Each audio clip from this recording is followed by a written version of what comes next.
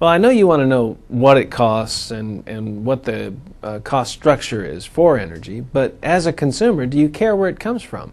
Well, yeah, of course we do. We care where everything comes from. We don't want, toys made in China that are made in sweatshops where people are getting hurt. People are a lot more in tune today. We're a lot more worldly in our knowledge about products and where they come from and who works on them. And, we want things that are environmentally done and sound and safe for the people who deliver them to us. Well, I couldn't agree with you more.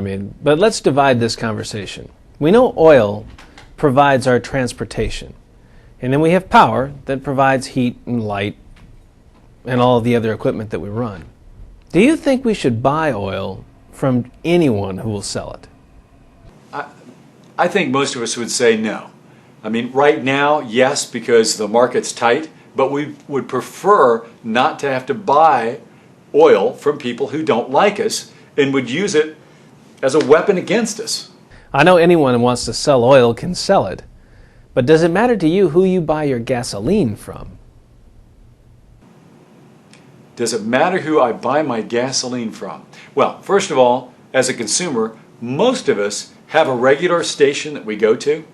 Unless we're traveling, we're going to kind of automatically go to the place we normally get it. It's just one of the habits that we have. You probably have it yourself. It's what we do.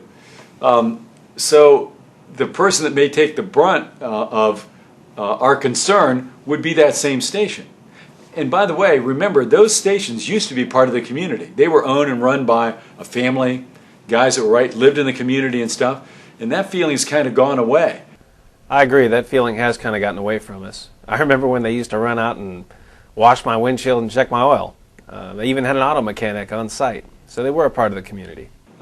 Maybe something to try to get back to that, where there's some sort of connection with the vendor we have in the community and that vendor and the community, whether it's just being part of the community, doing different things. When you buy this gasoline, does it feel like it's overpriced, or are you getting a good value for it? Well,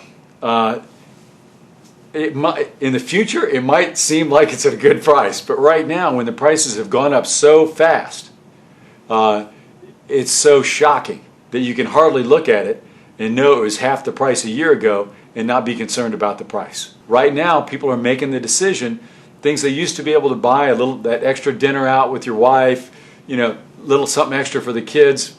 You got to look back and you've got to balance it in your budget as a consumer to make up for that additional cost, which you really don't have much of a choice about.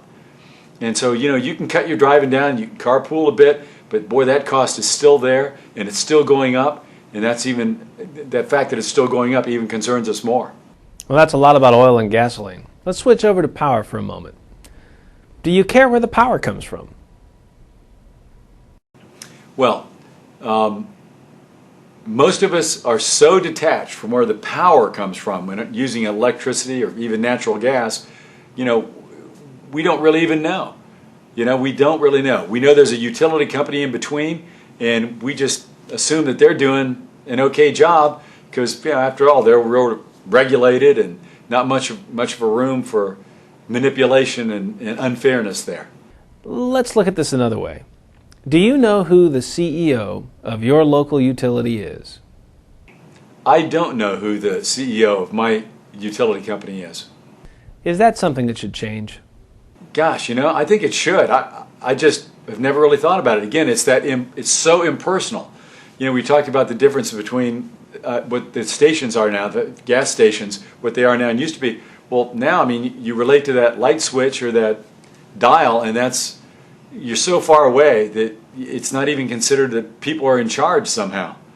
And that's disturbing. If we started having real problems with getting enough power, I'm sure people would be totally concerned and want to know all these things. Let's talk a little more about power. Are you willing to pay more for power that comes from clean energy?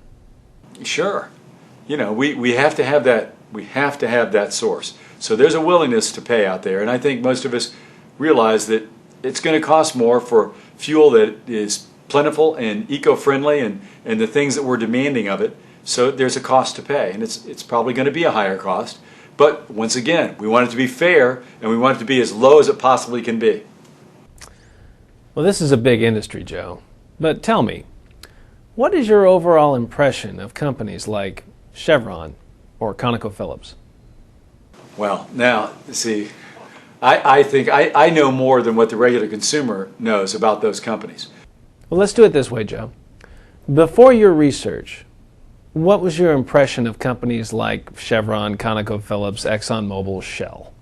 My familiarity with those companies would be I could identify their logos and knew of their company. So I knew their brand. What about after your research? Oh man, I wouldn't buy anything from Chevron, period. What on earth do you have against Chevron? Well, it's a matter of source. You know, where do they get their fuels? As more and more people are learning about where the sources are of some of these countries, and I actually got some of this feedback from my video, I got people who are saying there's no way. Here are the companies you don't buy from. Here are the companies that you do. They're friendly to the United States. The sources are friendly and even supportive of the United States, and that's where they're trying to point their dollars. And they want more people to know who those companies are. So, Joe, who, in your opinion, has the biggest oil company in the world?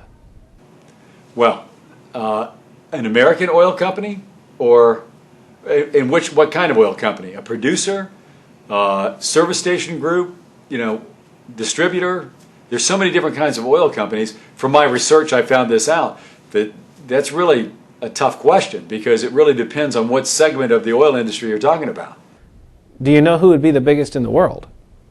Well, here most of us would think of BP as being huge. We'd think of ConocoPhillips as being huge, but my research shows that in compared to the world, nope. Does the name Aramco mean anything to you? Aramco, sure, which was American Arabian Oil Company. And how did that become just an Arab oil company? Socialization, right? Nationalized. They nationalized it, right. So Aramco, here it is, the largest oil company in the world, was actually owned mostly by Americans and produced for America, and yet it was allowed to be nationalized. And once that happened, well, you can see where it's led us. From pennies at the wellhead, it's dollars. So, there you go. People that, if they can control it, they will. And they've controlled it for profits. So as a result, we spend literally billions of dollars a week sending boatloads of money overseas to build palaces where if we kept that money at home and used domestic sources, we could use this to create jobs and a whole new industry of eco-friendly energy sources and equipment that we could then export and creating more jobs and more money back to the United States. As an industry, we need to spend more time talking to just the average consumer, the Joe American. Next up, we're going to talk to Joe American about global warming, about the economy, and about other issues surrounding energy. This has been another episode of World Energy Television, and thank you very much for joining us.